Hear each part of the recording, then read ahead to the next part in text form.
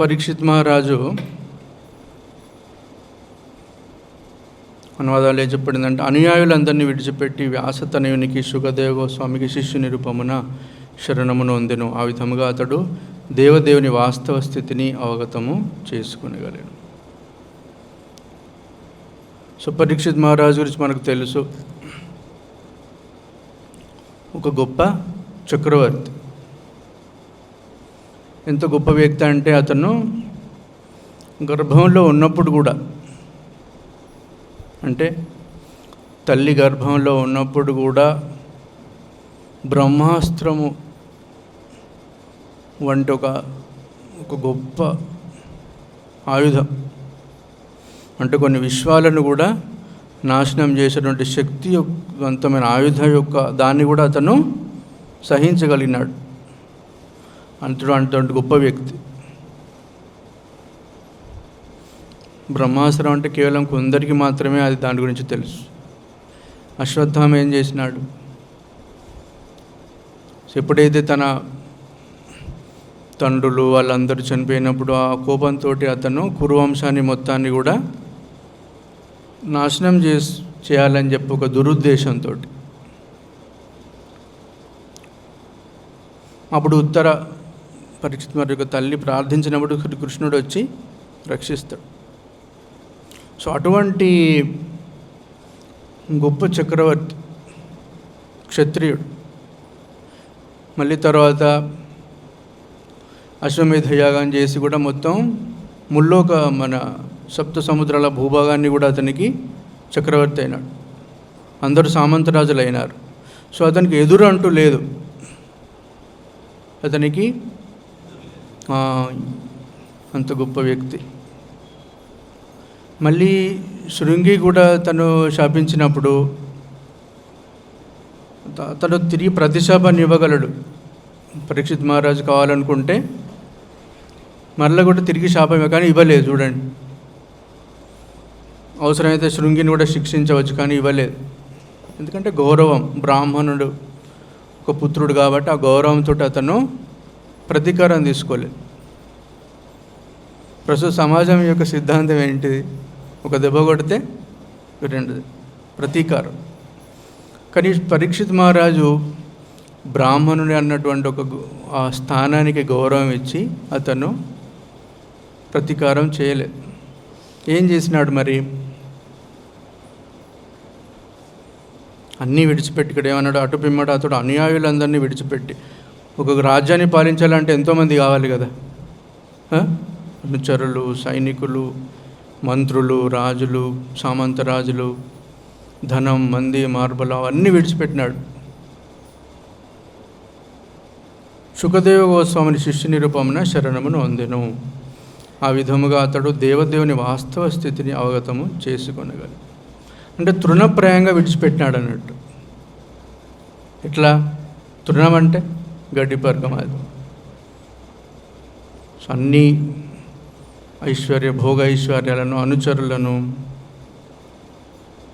అన్నిటినీ తృణప్రాయంగా విడిచిపెట్టి శుకదేవ గోస్వామి నుండి శుకదేవ గోస్వామికి శిష్యునిగా అతను తనను తాను సమర్పించుకున్నాడు. ఇది మనం ఒక భగవంతుని అర్థం చేసుకోవాలంటే ఇది స్థితి. మనం కనుక భగవంతుని అర్థం చేసుకోవాలంటే మన దగ్గర ఏమీ ఉండకూడదు. ఏమి అంటే కోరికలు, దర్పం, గర్వం, అసూయ, ఇవన్నీ మనసులో ఉంటే భక్తి రాదు. ఇవన్నీ మనసులో ఉంటే భక్తి రాదు. మీ కడుపు బాగా ఫుల్ ఉంది అనుకోండి, తింటారేమన్నా? మీ ముందు పంచభక్ష పరమాణాల్లో కూడా తింటారా? తినరు. ఓన్లీ చూసి మురిసిపోవడం అంతే.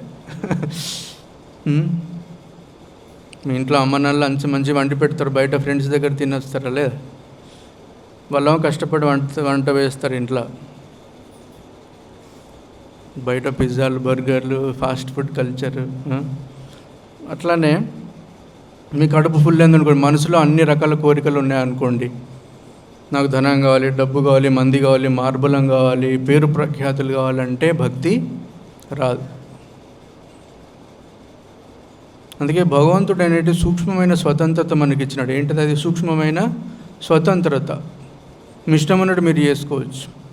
ఇష్టం అంటే మీరు ఒక ఆవును మీరు ఒక తాడు కట్టేసినారనుకోండి, ఎంతవరకు అది తిరగగలదు? తాడైతే ఎంత దూరం ఉంటుందో అంతవరకు మాత్రమే అది తిరగదు. దాని స్వతంత్రత అది. మనం కూడా అంతే. మన స్వతంత్రత చాలా సూక్ష్మమైనది. ఆ సూక్ష్మమైన స్వతంత్రతతో భగవంతుడు మనకి ఇచ్చేసినాడు, మీరు ఏమైనా చేసుకోండి. సో అట్లనే మన మనసు అంతే ఈ కల్మషాలు, ద్వేషం, విద్రోహం, తర్వాత డబ్బు సంపాదించిన కోరికలు ఇవన్నీ ఉన్నాయనుకోండి, భక్తి అనేది రాదు. ఎందుకంటే వాటి ఉద్దేశం ఏంటిది? కోరికలు కానివ్వండి, మీకు అసూయ కానీ, వాటి ఉద్దేశం ఏముంటుంది? మీకు డబ్బు ఎందుకు కావాలి?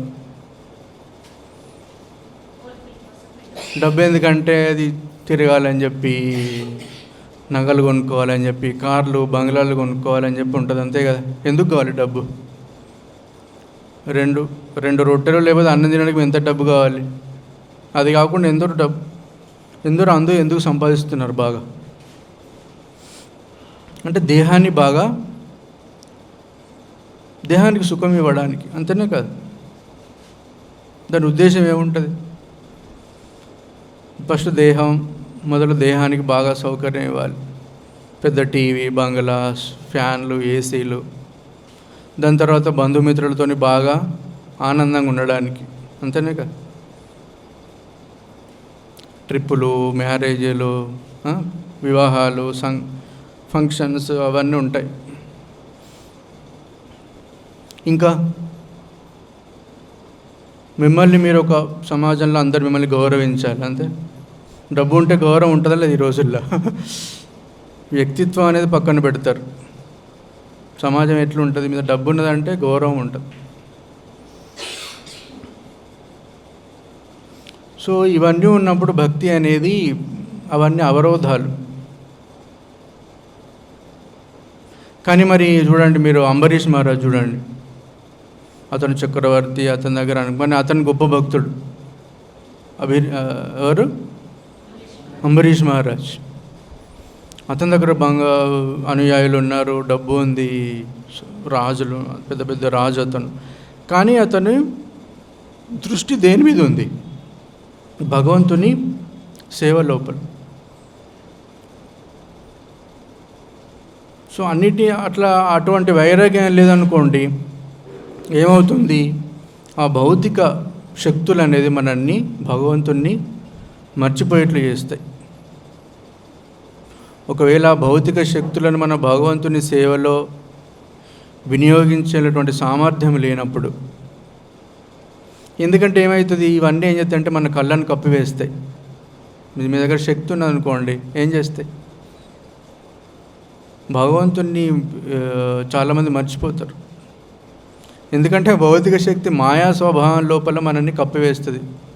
చాలా సందర్భంలో జరిగేది ఇదే. చూడండి, హనుమంతుడు ఉన్నాడు, గొప్ప శక్తివంతుడు. కానీ తన శక్తిని దేనిలో వినియోగించినాడు?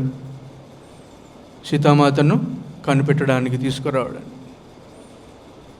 కానీ రావణుడు చూడండి, అతను కూడా గొప్ప శక్తివంతుడా కాదు? కానీ ఏం చేసినాడు?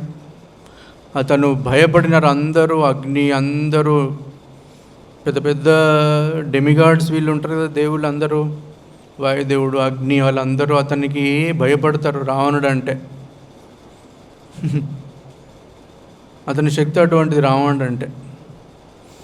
లంకానగరం కట్టిన ఇట్లా మొత్తం బంగారంతో కట్టినాడు లంక. శ్రీలంక ఎట్లా కట్టినాడు? బంగారం. ఎక్కడ చూసినా బంగారం ఉంటుంది, మార్బుల్స్ కాదు. సో అప్పుడు నగరాలంటే అట్లా బంగారం, వజ్రాలు, అంతటి శక్తివంతుడు రావణుడు. కానీ ఏం చేసినాడు? తన శక్తిని దురుద్దేశం. సో భౌతిక శక్తిని భగవంతుని సేవలో మీకు వినియోగించడం తెలియలేదనుకోండి, అదేం చేస్తుంది? శక్తి అనేది ఊరక ఉండదు. మీరు చిన్నపిల్లలు చూడండి, వాళ్ళు ఏం చేస్తారు? ఒక దగ్గర ఉంటారా? అటు తింటారు, ఇటు తింటారు, అదంటారు, ఇదంటారు. అది చిన్నపిల్లల వ్యక్తి. మీరు దగ్గర డబ్బు ఉందనుకోండి, మీరు ఖాళీగా ఉంటారా? వెకేషన్లు అంటారు, లేకపోతే కొత్త కారు, కొత్త మొబైల్, లేకపోతే కొత్త ఫ్రిడ్జ్లో అవన్నీ ఎందుకంటే శక్తి యొక్క ఉద్దేశం ఏంటంటే ఖాళీగా ఉండదు. దాని నేచర్ ఏంటిదంటే అది ప్రవర్తించడం అంటే శక్తి అనేది ఊరుకు ఉండదు. సో భౌతిక శక్తిని మనం భగవంతుని సేవలు వినియోగించకపోతే జరిగే ప్రమాదాలు ఇవే. అందుకే భాగవతం ఏం చెప్పింది, మనకు అందం వద్దు, ఐశ్వర్యం వద్దు, కేవలం నాకు భగవంతుని సేవలు. సో ఇక్కడ భగవంతుని ఎందుకు తెలుసుకోవాలి మనం? ప్రతిసారి మనం అంటగా తీసుకెళ్ళి కృష్ణ, మీరు బయట పోయినారు అనుకోండి, ఎప్పుడు కృష్ణ తప్ప మీకు వేరే తెలియదు అంటారా లేదా? బయట ప్రసంగాలు ఎట్లుంటాయి, నేను నేను నేను మా సమాజం, మా దేశం అని ఉంటుంది. కానీ మన ఇస్కాన్లో ఏమంటాం? ఎక్కడ చూస్తే హరే కృష్ణ, హరిబోలు, లేకపోతే కృష్ణ, మీ ఎప్పుడు కృష్ణ తప్ప వేరే వ్యక్తి లేడా అని. అవును, మరి కృష్ణుడు తప్ప వేరే వ్యక్తి లేడు.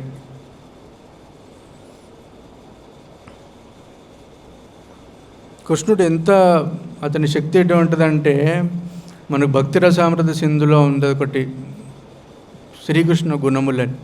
అతడు ఏం చేస్తాడు, తన నీడను చూసి తనే ఆశ్చర్యపోతాడు. తన నీడను చూసి ఎందుకు ఆశ్చర్యం, ఇంత అందంగా ఉంటాడు ఆ కృష్ణుడు అని అతన్ని.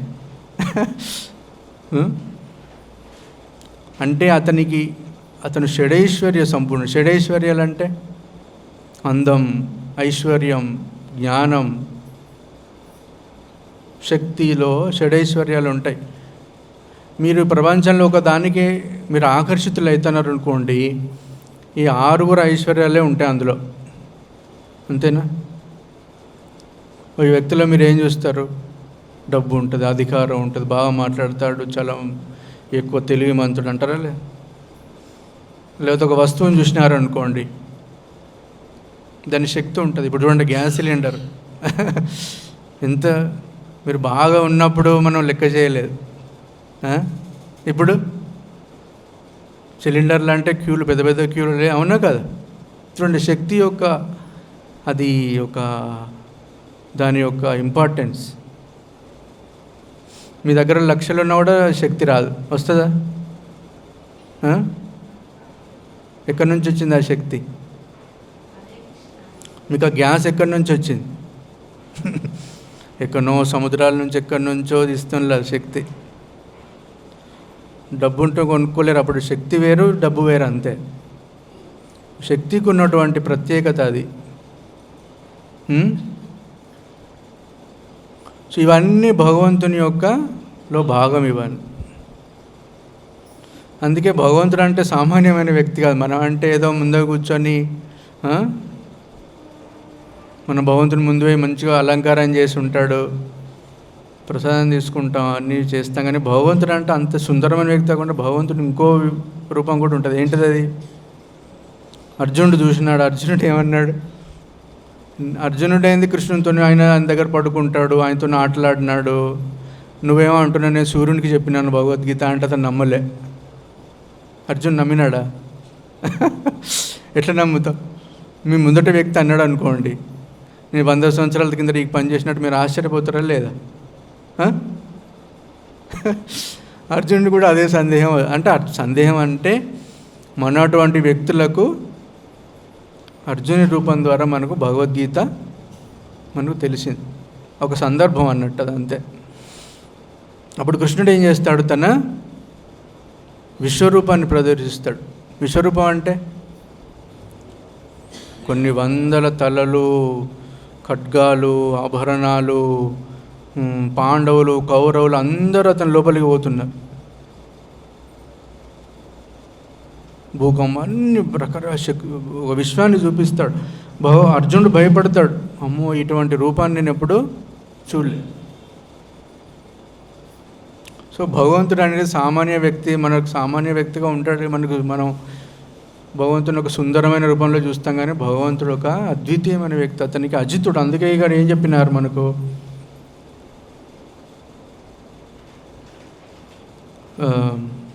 విజ్ఞాత అజిత సంస్థితి. విజ్ఞాత అజిత సంస్థితి, అతన్ని ఎవరు దాటలేరు. శక్తిలో కానీ, ఐశ్వర్యంలో కానీ, అజ్ఞానంలో కానీ, అటువంటి దేనిలో అతన్ని అతను అజితుడు అన్నట్టు. సో అటువంటి భగవంతుడిని కూడా పరీక్షితుడు అర్థం చేసుకున్నటువంటి స్థితి అతనికి లభించింది. ఎవరి రూపం లోపల? ఎప్పుడైతే గురువుల శరణు పొంది మనం చేయడానికి మనం మనసు ప్రకారం దేహం మనసు మనకి ఎప్పుడైతే అంగీకరిస్తాయో అప్పుడు మనకు భగవంతుడు అర్థమవుతాడు. లేకపోతే అప్పటి వరకు అర్థం కాడు. మరి పరీక్షిత్ మహారాజ్ అంత గొప్ప చక్రవర్తి, రాజాధిరాజు, మొత్తం సప్త సముద్రాలను అతను భూభాగాన్ని ఉన్నాడు, గొప్ప చక్రవర్తి, గొప్ప రాజు. మరి అటువంటి స్థితి కూడా మనకు వచ్చింది. చూసినారా మనం ఎంత అదృష్టవంతులు. ఎటువంటి స్థితి? ఇప్పుడు పరీక్షిత్ మహారాజుకు మనకు ఒక సామీప్యం అనేది, మనకు ఒక ఇద్దరి లోపల మనకు పోలికలు ఉన్నాయి. ఏంటిది అది? ఎట్లా అయితే పరీక్షిత్ మహారాజ్ గురువు యొక్క శరణు పొంది అతను సేవ చేసి భగవంతుని అర్థం చేసుకున్నాడో అటువంటి అవకాశం మనకు కూడా ఉంది కాదు, అందులోనే ఉన్నాం మనం కూడా. కానీ ఇద్దరికి భేదం ఏంటి?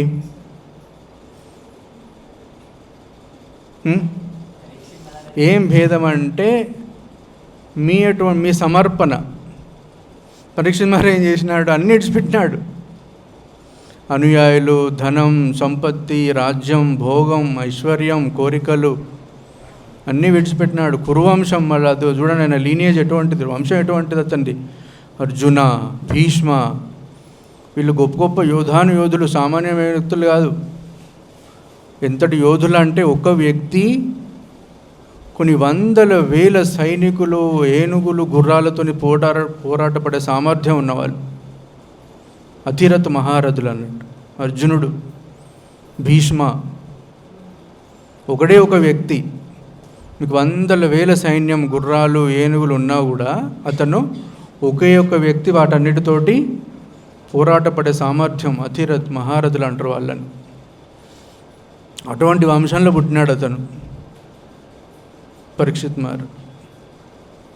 సో మనకు పరీక్షిత్ మహారాజుల పోలిక ఏంటంటే మనకు కూడా అవకాశం వచ్చింది. ఏం అవకాశం?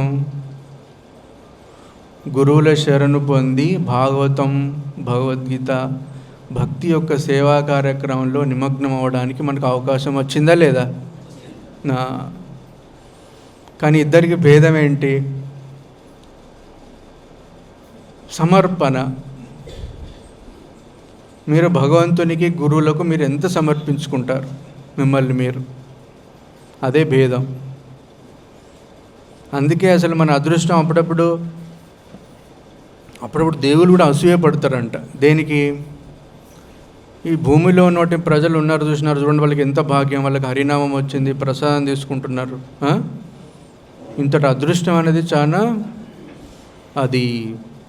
చాలా దుర్లభం అన్నట్టు. మనం గుడికి వచ్చి ప్రసాదం తీసుకొని, చరణామృతం తీసుకొని, కీర్తన చేసి మనం భగవంతుని తీసిపోతున్నాం. కానీ ఈ అదృష్టానికి అనేది ఒక లిమిట్ అంటూ లేదు. ఎందుకంటే ఈ దేహాన్ని మనం విడిచిపెట్టి భగవంతుని సాన్నిధ్యానికి పోయే అవకాశం ఇది మళ్ళీ రాదు. చూడండి, స్వర్గాలోకంలో ఉన్నారు, స్వర్గలోకంలో సుఖాలు ఉంటాయి, వాళ్ళకు కూడా శక్తి ఉన్నది, వందల వేల సంవత్సరాలు జీవిస్తారు. కానీ లాభం ఏంటి? ఇంకా అది చాలా డేంజర్. అది ఎందుకు డేంజర్? మీకు అన్ని స్వర్గ సుఖాలు ఉన్నాయనుకోండి, మీరు ఏం చేస్తారు? మనం భగవంతుణ్ణి మర్చిపోదు. చాలా డేంజర్. ఆ శక్తిని హ్యాండిల్ చేసే సామర్థ్యం ఉండాలి. ఒక బండి మీద వెహికల్ ఉందనుకోండి, మీ వెహికల్ మీరు ఎక్సిలేటర్ కొడితే ఎంత వేగంతో పోతుంది? ఈ మధ్య కొత్త బండ్లు వస్తున్నాయి, 100, 600 cc, 500 cc. మీరు ఇట్లా ఎక్సిలేటర్ కొట్టినట్టు జయ్యమని పోతుంది బండి. దాని శక్తి అటువంటిది. మరి దాన్ని మీరు అదుపు చేయలేదనుకోండి, ఏమవుతుంది? ఒక వాహనం అనేది కొంత వందల కిలోమీటర్ల వేగంతో పోతుంది, మీరు అదుపు చేయలేదనుకోండి, ఏమవుతుంది?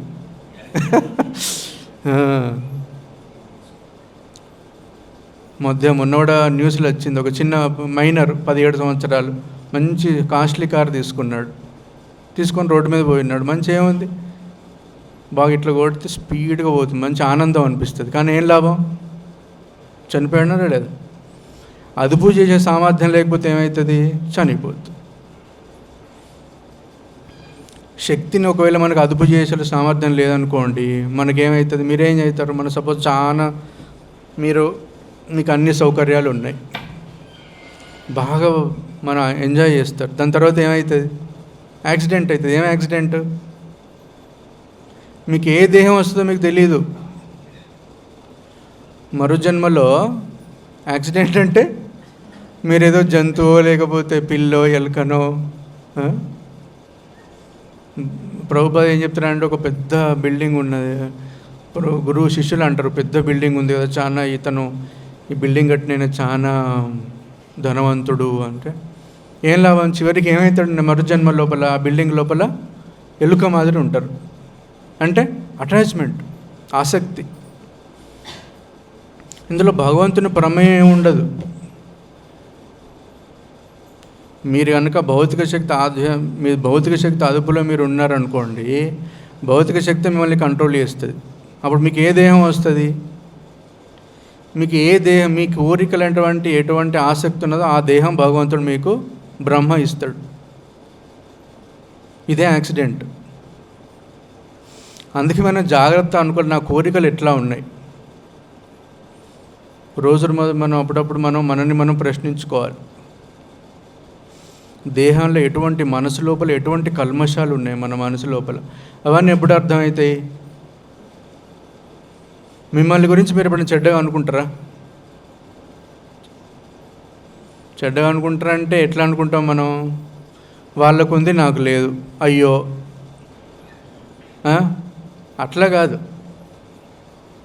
అటువంటి మనని మనం చెడుగా అనుకుంటే అది చెడుగా, అది వాళ్ళకు ఉంది మనకు లేదు కాబట్టి అనుకుంటున్నారు అంతే. దాన్ని అసూయ అంటారు. మనల్ని మనం ప్రశ్నించుకోవాలి. దాన్ని ఏమంటారు, మనల్ని మనం ప్రశ్నించుకోవాలి. నిజంగా అనుకోవాలంటే మన అంతరాత్మను మనం చూడాలనుకుంటే మీరు కేవలం భగవంతుని శాస్త్రంలో ఒకరు మాత్రమే చూడగలం మనం. సో ఇవన్నీ మనం అర్థం చేసుకోవాలంటే ఇప్పుడు ఏంది, మన లోపల ఏం జరుగుతుంది, మన కోరికలు ఎట్లా ఉన్నాయి, మన మరు జన్మలు ఏమైతే చాలా పెద్ద సబ్జెక్ట్ మ్యాటర్. సో ఈ అడ్డంకుల అవరోధాలను అన్నిటిని అధిగమించి మనల్ని మనం ఎవరము, ఎక్కడి నుండి వచ్చినాము, ఎందుకు ఈ కష్టాలు, నెక్స్ట్ జన్మ ఏమవుతుంది అని తెలుసుకోవాలంటే మనకు గొప్ప వేరే శక్తి కావాలి. అది హరినామం. హరినామం అంటే ఎప్పుడైతే భగవంతుని శక్తి మన లోపల ప్రవేశిస్తుందో, ఎప్పుడైతే మనల్ని మనం సమర్పించుకొని, హరినామానికి మనల్ని మనం సమర్పించుకొని, ఆ హరినామాన్ని, ఆ శబ్దంని ఎప్పుడైతే మన శబ్దానికి అవకాశం ఇస్తామో అప్పుడు మన లోపల ఉన్న కల్మషాలు ఏంటి, మన మనసు లోపల ఉన్నటువంటి చెడు భావాలు ఏంటి, అవన్నీ బయటకు వస్తాయి. అప్పటి వరకు ఆ స్వతంత్రత అనేది మనకి బయటికి రానియదు. ఇప్పుడు మీరు గుర్రాన్ని నీటి దాకా తీసుకెళ్ళగలరు, చెరువు దాకా తీసుకెళ్తారు గుర్రాన్ని. తాగాల్సింది ఎవరు? అవునా కదా? అట్లానే మన గుళ్ళు ఉన్నాయి, భగవద్గీత ఉంది, భాగవతం ఉంది, హరినామం ఉంది, ఫెస్టివల్స్ ఉన్నాయి, టెంపుల్లో అవన్నీ ఉన్నాయి. వీటన్నిటినీ మనం సద్వినియోగం చేసుకోవాలంటే ఎవరు ముందడుగేయాలి? మనం. ఒక వ్యక్తి అన్నాడంట, నాకు అసలు సూర్యుడే లేడు, అన్ని తలుపుల్లో వేసుకొని సూర్యుడు లేడంటే ఎట్లా? మీరు ఇంట్లో ఉన్నారు, తలుపులు కిటికీలన్నీ మూసేసుకున్నారు, చూడండి చీకటి ఉంది, సూర్యుడు లేడు. ఎంత మూర్ఖత్వం అది, అవునా కదా? మూర్ఖత్వమేనా అది? మనం కూడా అప్పుడప్పుడు అతి తెలివి ఉపయోగిస్తాం. అతి తెలివి అంటే ఇదే, దీన్ని అతి తెలివి అంటారు, మూర్ఖత్వం. అట్లనే మన దగ్గర ఉన్న ఆ స్టూపిడిటీని, మూర్ఖత్వాన్ని పక్కన పెట్టి ఎప్పుడైతే మనల్ని మనం సమర్పించుకుంటామో భగవంతునికి, హరినామానికి, ఎప్పుడైతే మనకు ముందడుగేస్తామో అప్పుడు భగవంతుని శక్తి మన లోపల ప్రవేశిస్తుంది. ఇక్కడ పరీక్షిత్ మహారాజ్ చేసింది అదే. గొప్ప చక్రవర్తి, అనుయాలు విడిచిపెట్టినాడు, ధనం, ఐశ్వర్యం, రాజ్యాలు, భోగాలు అన్నీ విడిచిపెట్టినాడు. తిరిగి కూడా అతను శపించలేదు శృంగిని, మరణాన్ని స్వీకరించినాడు. సో అట్లానే మనం కూడా మరణం, మనం ఎప్పుడు చనిపోతాం మనకు తెలుస్తుందా? మీరు మనక్షణం చనిపోవచ్చు, 10 రోజుల తర్వాత చనిపోవచ్చు, 10 సంవత్సరాల తర్వాత చనిపోవచ్చు. సో మనది కూడా సేమ్ పరిస్థితే. ఒకటే ఒక భేదం ఏంటంటే మన ఆత్మ నివేదన. మరి ఆత్మ లోపల కూడా రకరకాలైన అవి ఉంటాయి. మన ఆత్మను మన లోపల ఉన్న ఆత్మని తాకడం అంత ఈజీ కాదు. ఎందుకు? ఆత్మ కింద ఏమున్నాయి? మనసు, దేహం, మనసు, బుద్ధి, అహంకారం, ఇవన్నీ ఉన్నాయి ఆత్మ కింద. అప్పుడప్పుడు మీ దేహం సహకరిస్తుంది. ఇప్పుడు జపం చేద్దాం, హరే కృష్ణ హరే కృష్ణ కృష్ణ కృష్ణ హరే హరే హరే రామ రామ. ఒక 2 నిమిషాలు కూర్చుంటారు. మనసులో ఏమొస్తుంది? మనసు ఏం చెప్తుంది? ఇంకో గంట తర్వాత జపం చేద్దాం, కొంచెం పడుకుంటా, లేకపోతే ఒక సినిమా చూద్దాం, లేకపోతే పక్కింటి వాళ్ళు వచ్చిన మాట్లాడదు. మనసు చూడండి, మనసు మోసం చేస్తుంది. మనసు కూడా మనసు కూడా నచ్చింది మీకు మనసును కూడా మీరు అదుపులో పెట్టినారు, బుద్ధి వస్తుంది. అప్పుడు బుద్ధి ఏం చెప్తుంది? అప్పుడప్పుడు ఎందుకు హరే కృష్ణ మంత్రం జపం చేయాలి, దీన్ని జపం చేయకపోతే ఇట్లా బుద్ధి కూడా రకరకాలైన ఆటంకాలు ఎదురిస్తుంది. మళ్ళీ తర్వాత ఇగో ఉంటుంది, అహంకారం అంటే ఎందుకు చేయాలి జపం? నేను గట్టిగా జపం చేయను, మనసులో జపం చేస్తా చాలా. నేను అన్న భావన మిమ్మల్ని చూడండి ఎన్ని శక్తులు ఉన్నాయి మన లోపల. దేహం, మనసు, బుద్ధి, అహంకారం, వీటన్నిటిని దాటితే వచ్చేది ఆత్మ. చాలా సంక్లిష్టమైన శరీరం మనది. ఒక వ్యక్తి అంటే మనం వ్యక్తిని అట్లా చూస్తాం అంతే. మీరేం చూస్తారు వ్యక్తి లోపల? ఇంత పొడవు, ఇంత వెడల్పు, ఇంత బరువు అని చూస్తారు, అంతేనే కదా. మనసుని చూస్తామా మనం? చూసినా కూడా ఏం చేస్తాం? వాళ్ళ ఇష్టాలు. మీ ఇంట్లో వాళ్ళ గురించి మీకు బాగా తెలుస్తుంది.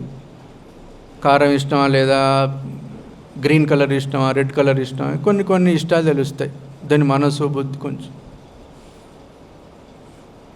సో మనం ఇన్ని శరీరాల లేయర్స్ ఉన్నాయి, ఇవన్నీ ఉన్నాయి. ఆత్మ కప్పిపోయబడ్డది. ఆత్మ ఇప్పుడు ఏం చేస్తుంది? నిద్రపోతుంది. ఆత్మ నిద్రపోతుంది. సో మనం కప్పివేయబడింది. మన శరీరం అంతా ఇటువంటి ఈ వ్యర్థాలతో కప్పివేయబడింది. సో వీటన్నిటిని దాటుకొని మన ఆత్మ చేరాలంటే కేవలం హరినామంతో సాధ్యం. మనం అనాలిసిస్ చేసి కూర్చొని ఇది కొందరు వేరే ధర్మాలు, సిద్ధాంతాలు ఏం చెప్తాయి? మీరు మనసుని నియంత్రించుకోవచ్చు, బుద్ధిని నియంత్రించుకోవచ్చు. ఏం చేయాలి? మీరు అన్నీ క్లోజ్ చేయండి, కళ్ళు మూసుకోండి. అవన్నీ కాదు, సాధ్యం కాదు. కలియుగం లోపల అసాధ్యం. అర్జునుడు ఏమన్నాడు? బలంగా వీచే గాలిని కూడా నేను అడ్డుకుంటానేమో. మీరు గాలిని అడ్డుకోగలుగుతారా? ఇంకా మన దగ్గర అమెరికాలో టార్పెడోలు అవన్నీ ఉంటాయి, హరికేన్ టార్పెడోలు అంటే ఎట్లుంటాయి? ఇట్లా సుడిగుండా ఉంటుంది. సుడిగుండా ఎంత ఉంటుంది? ఒక 500 మీటర్లు అంత ఉంటుంది. 300-400 మీటర్ల డయామీటర్ సుడిగుండం. భవనాలు మొత్తం తీసుకెళ్తుంది సుడిగుండం. అర్జునుడు ఏమన్నాడు? బలంగా వీచే గాలిని కూడా నేను అడ్డుకుంటున్నాను, కానీ మనసును నియంత్రించలేను. మనసు యొక్క శక్తి అటువంటిది, చాలా శక్తి. అసలు మనకు అర్థం కాదు. మన లోపల అద్వితీయమైన శక్తి ఉన్నది. మన దగ్గర ఏముంటుంది? మనసు లోపల, మన వ్యక్తి లోపల ఒక అద్వితీయమైన శక్తులు ఉన్నది. మనల్ని మనం తక్కువ అంచనా వేసుకోవద్దు. మనం ఏమి మాంసం ముద్ద అయితే కాదు కదా. మీరు మిమ్మల్ని ఎవరైనా అనుకోండి, మీరు 60 కేజీల మాంసం ముద్ద అంటే మీకు ఏమనిపిస్తుంది?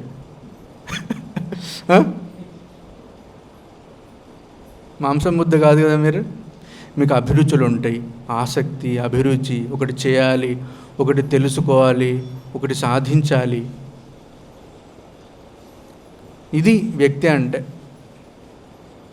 తినడం, పడుకోవడం, నిద్రపోవడం ఇది కాదు. జంతువులు చేస్తూనే లేదు.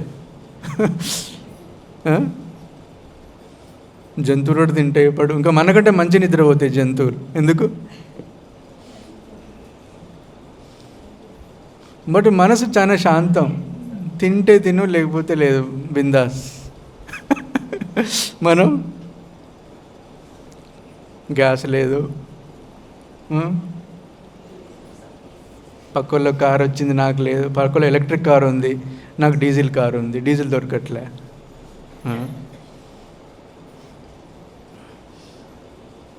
ఇవన్నీ రకరకాలైన సమస్యలతో మనం బంధింపబడ్డాం.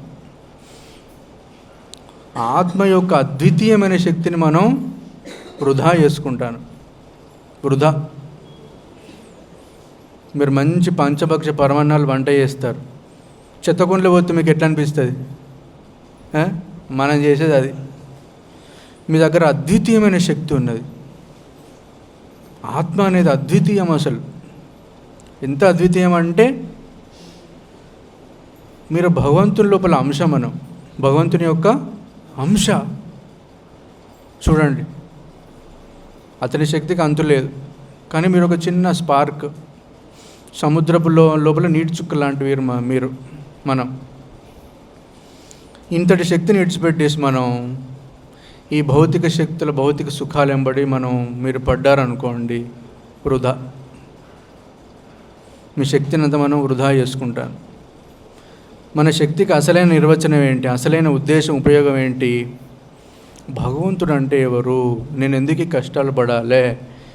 ఈ చర్మం, ఈ రబ్బర్ బ్యాగు, ఈ మాంసం, బోన్లు, ఎముకలు, వీటంతా బంధింపబడ్డామా లేదా మనం?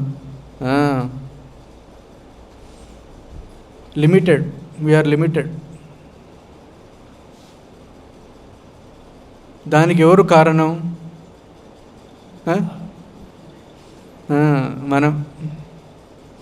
మీ యొక్క స్వతంత్రత, సూక్ష్మ స్వతంత్రత. ఎప్పుడైతే మనం స్వతంత్రమను సమర్పించుకొని, పరీక్షిత్ మహారాజ్ మాదిరి, ఎప్పుడైతే నేను భగవంతుడి అప్పుడు ఒక అట్టర్ డిపెండెన్సీ రావాలి. అట్టర్ డిపెండెన్సీ అంటే చాలా కష్టం అది. బలి మహారాజ్ ఏం చేసినాడు? వామనదేవ్ అన్నీ తీసుకున్నాడు. ఏం తీసుకున్నాడు? పాపం ఏం అయినాడు? ఆయన చిన్న ఒక పుట్టి బ్రాహ్మణ్ లేక వస్తాడు, 3 అడుగులు. ఏమంటాడు శుక్రాచార్య? ఓ యువకు, అతను విష్ణువే, ఇతను బ్రాహ్మణుడు కాదు, విష్ణువే వచ్చినాడు, ఏమి ఇయ్యకు, చాలా డేంజర్ అంట.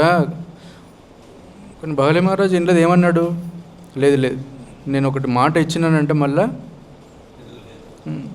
తీసుకొని. ఆయన ఏం తీసుకున్నాడో తీసుకొని 3 అడుగులు ఏం అడిగినాడు? ఫస్ట్ అడుగులో భూమి ఆక్రమించినాడు, 2వ అడుగులో ఇంకో అన్ని 3 లోకాలు ఆక్రమించినాడు. ఇప్పుడు ఏం అన్నాడు? ఇక చెప్పిగా నెక్స్ట్ ఎక్కడ పెట్టాలి? 3వ అడుగు.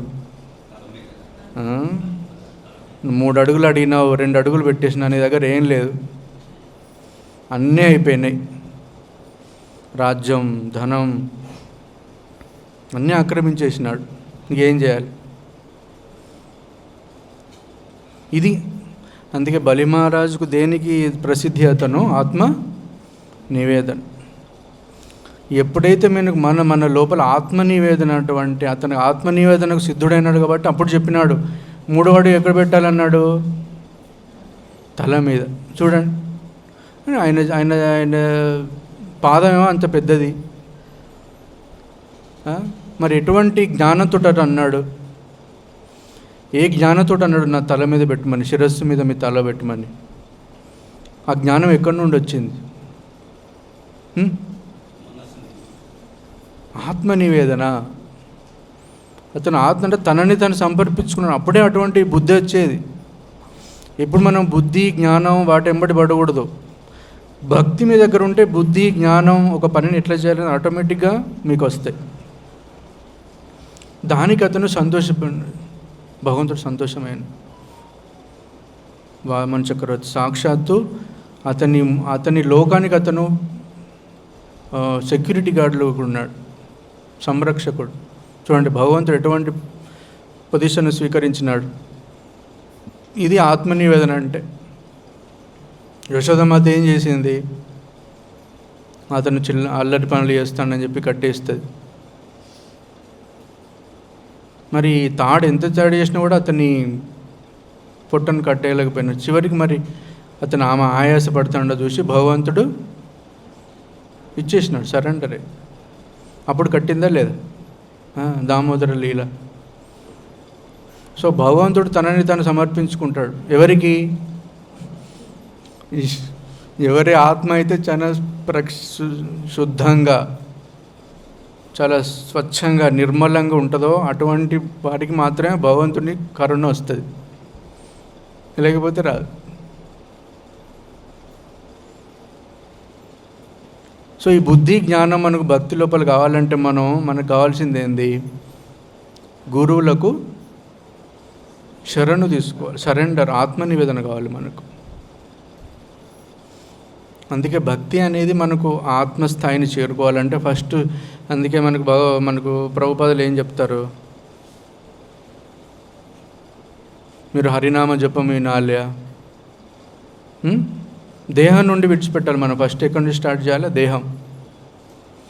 ఎప్పుడైతే మన మంత్ర ఉచ్చారణ మీరు స్పష్టంగా, మీ శక్తి అయితే ఎంత శక్తి, మీ శక్తి యథాశక్తి ప్రకారం ఎప్పుడైతే మనం మంత్రశబ్దాన్ని కరెక్ట్గా ఉచ్చరించి ఎప్పుడైతే ఆ శబ్దాన్ని మనం లోపల తీసుకుంటామో, ఏం తీసుకోవాలి? శబ్దాన్ని. వేరే ఆలోచనలు అవి కాదు, శబ్దం, హరినామ శబ్దం. వేరే మనసులో ఏం ఉండకూడదు. ఏం ఉండాలి మన మనసు లోపల? ఒకటి ఏంటిది? హరినామ శబ్దం. ఆ శబ్దం యొక్క శక్తి అనేది మన లోపల ప్రవేశించాలి. ఎందుకంటే ఆ శబ్దానికి భగవంతునికి భేదం లేదు. ఎప్పుడైతే మా హరినామ శబ్దాన్ని మనం స్వీకరిస్తామో మన దేహం లోపల ఎట్లా స్వీకరించాలి? చెవుల ద్వారా.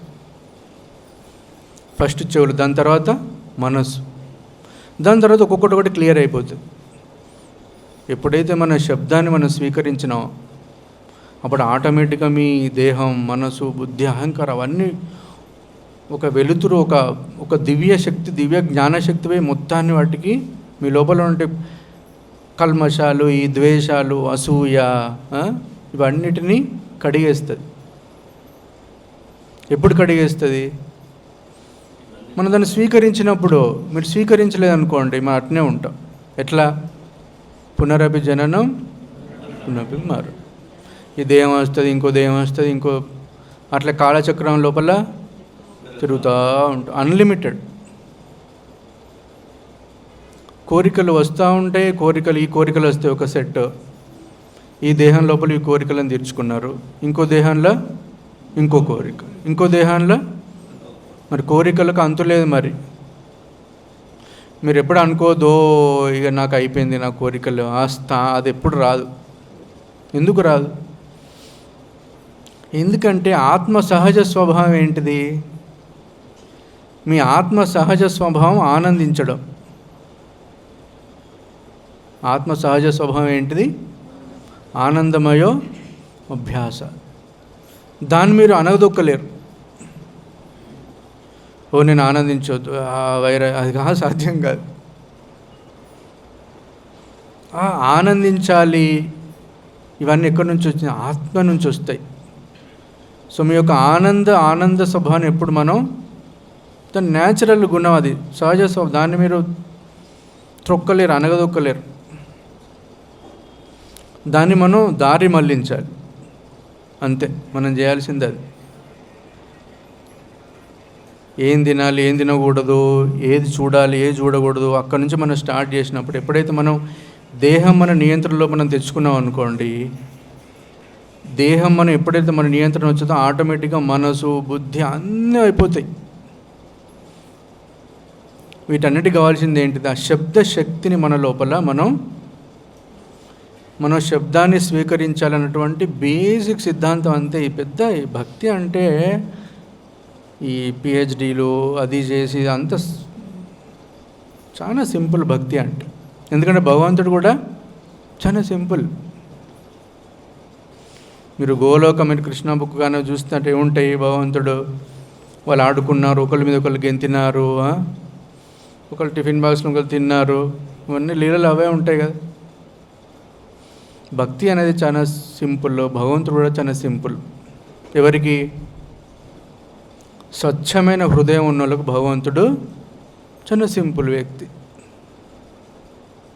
భక్తి కూడా చాలా సింపుల్. మనం చేయాల్సిందంతా గురువు యొక్క ఆదేశాన్ని అమలు చేయడం అంతే, ఏం అవసరం లేదు. చూడండి, ఆ విదేశీయులు ఏం చేసినారు? ప్రభుపాద అన్నాడు యూ టు చాంట్. ఏం చాంట్? వాళ్ళకు రే అని కూడా అనరాదు. ఫారినర్స్ మన లెక్క స్పష్టంగా పలకలేరు. చూడండి, అటువంటి వాళ్ళకు కూడా వాళ్ళు మ్లేచ్చాస్ అంటే అన్నీ తింటారు. కనీసం మన భారత భూమిలో ఉన్న వాళ్ళ తినాలి తినకూడదని ఒకటి భేదం అంటే అటువంటి వాళ్ళే పునీతులైనారు. చూడండి, హరే కృష్ణ మంత్రం తీసుకొని. అటువంటిది భరత భూమిలో మనం జన్మించి మనకు అన్నీ తెలుసు, మనం ఒక సాత్విక భావనలు ఉన్నాం. మనం బ్రహ్మాండ భ్రమితే కోనో భాగ్యవాన్ జీవ్. ఇటువంటి అద్భుత అవకాశాన్ని మనం సద్వినియోగం చేసుకొని భగవంతుని అర్థం చేసుకున్నారంటే మీ యొక్క జీవితం సఫలమైపోతుంది. ఒకప్పుడు ఏదైతే పెద్ద పెద్ద సమస్యలు, కష్టాలు అదిగా అన్న దాన్ని చాలా సులభంగా మీరు చూస్తారు. భగవంతుడు అంటే ఏంటంటే ఆ కష్టం తీసేయి, ఈ కష్టం తీసేయి. ఇప్పుడు కొన్ని మతాల వాళ్ళు ఏమంటారు? నాకు డైలీ బ్రెడ్, నాకు ధనమి, నాకు ఐశ్వర్యమి. భక్తి అట్లా కాదు. అందుకే మనం చేయాల్సిన మొట్టమొదటి పని ఏంటి? 4 ఆ విధి విధానాలు పాటించడం. ఏంటి? No meat eating, no intoxication, మాంసాహారం తినకపోవడం, మత్తు పదార్థాలను తీసుకో. ఇటువంటి 4 విధి విధానాలు పాటించి ఎప్పుడైతే మనం జపాన్ చేస్తామో, హరినామ శబ్దాన్ని మనం స్వీకరిస్తామో, అప్పుడు ఆటోమేటిక్గా మన జన్మ ధన్యమైంది. ఏదైతే పరీక్షిత్ మహారాజుకు అవకాశం వచ్చిందో, పరీక్షిత్ మహారాజు సద్వినియోగం చేసుకున్నాడు. మనకు కూడా అదే అవకాశం ఉంది. సాక్షాత్తు ప్రభుపాదులు అంటే గొప్ప గురువు మనకు ఉన్నాడా లేదా? పరీక్షిత్ మహారాజు అంటే అన్ని ఒక్క దగ్గర కూర్చొని వాళ్ళు భాగవతం విన్నారు. మనకు ఆ శక్తి లేదు మనకు. అయినప్పటికీ ప్రభుపాద ఎన్నో అవకాశాలు ఇచ్చినాడు మనకు. మీరు కీర్తన చేయండి, ప్రసాదం తీసుకోండి, 16 మాలలు జపం చేయండి. తగ్గి ఒకప్పుడు 32 మాలలు, 64 మాలలు జపం ఉండేది. ఇప్పుడు 16 చాలు, 2.5 గంటలు. చూడండి, కృష్ణ చైతన్యం ఎంత మంచిది చూడండి.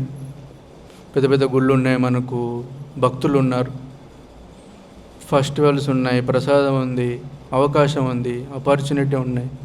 తీసుకోవాల్సింది ఎవరు? మన ప్రభుపాదులు మన చెరువు దాకా తీసుకెళ్ళినాడు. మనం నీళ్ళు తాగాలి. ఎందుకంటే మనం ఎటువంటి అంటే ఆకాశంలో ఒక ఫ్లైట్ పోతుంది అనుకోండి, దాన్ని ఎవరు రక్షించలేరు. మీ యొక్క సూక్ష్మ స్వతంత్రత లోపల ఎవరు మీరు చేతి పెట్టలేరు.